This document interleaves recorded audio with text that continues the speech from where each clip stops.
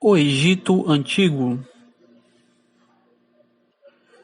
Bom, na história do Egito Antigo, nós começaremos a falar sobre Meneton, que nasceu 300 anos antes de Cristo. Era um sacerdote egípcio que escreveu a história do Egito em grego, provavelmente encomendada por Ptolomeu II, Filadelfo, que viveu de 285 a 246 a.C.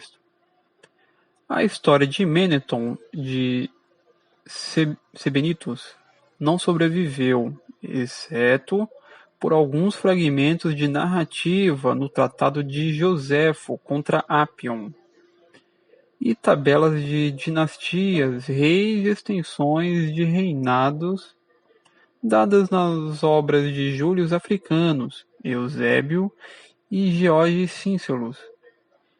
Os fragmentos assim preservados mostraram que o trabalho de Meneton foi baseado em boas fontes nativas, talvez orais ou escritas.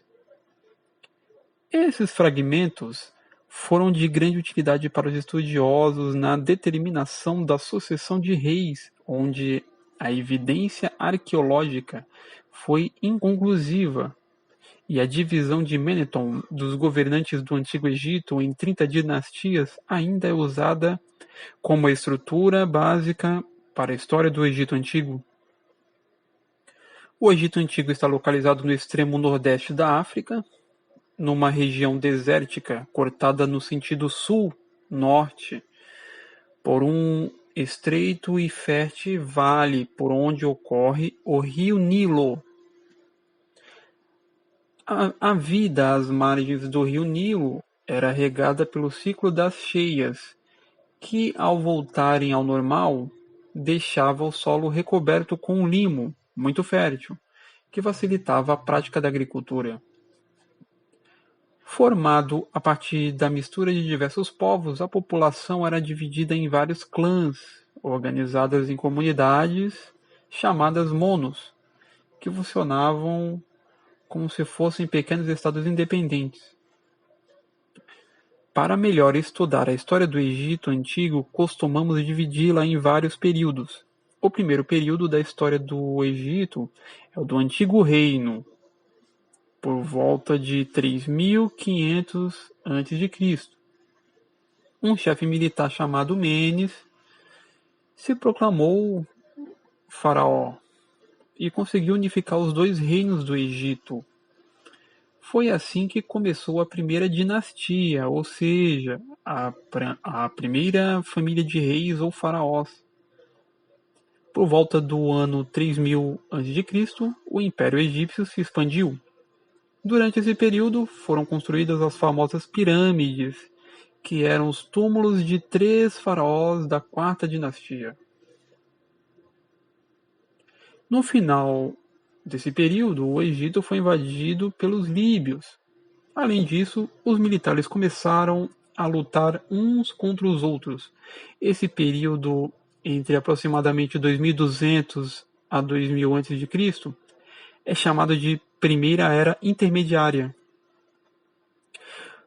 Por volta do ano de 2100, os príncipes da cidade de Tebas conseguiram unificar o reino novamente, e o governo centralizado dos faraós foi restabelecido. Nesse período, o Egito foi invadido pelos Hyksos, um povo semita que veio da Arábia com cavalos e armas de ferro. Em 1500, os tebanos conseguiram expulsar os Hyksos. Nesse momento se iniciou o Império.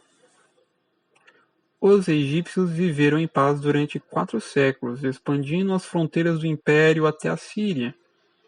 O Egito submeteu ou transformou em aliados do Império todos os povos do Oriente Médio até o leste da África. O último período da história do Egito que veremos aqui é o do Baixo Império, que marca a decadência do poder dos egípcios.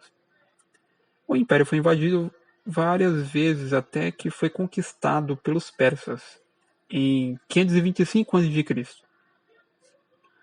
Logo depois, o Egito foi conquistado por Alexandre Magno e pelos romanos. que o transformaram na província mais rica de seu império.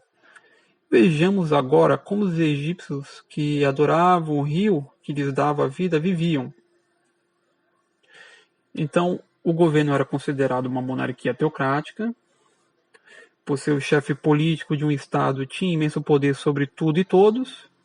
Abaixo do faraó e de sua família vinham as camadas privilegiadas, sacerdotes, nobres e funcionários. E as não privilegiadas, artesãos, camponeses, escravos e soldados. A economia egípcia era baseada na agricultura, principalmente de trigo, cevada, frutas, legumes, linho, papiro e algodão. O rio Nilo era responsável por mover a economia e garantir a unidade política ao Egito Antigo.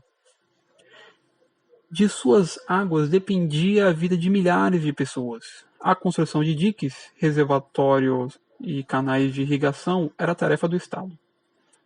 Era desenvolvida a pesca, a caça e a criação de animais.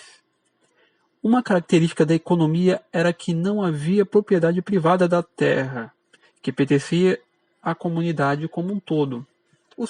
Os camponeses e artesãos eram obrigados a dar parte de seus produtos para o Estado em troca do direito de cultivar o solo.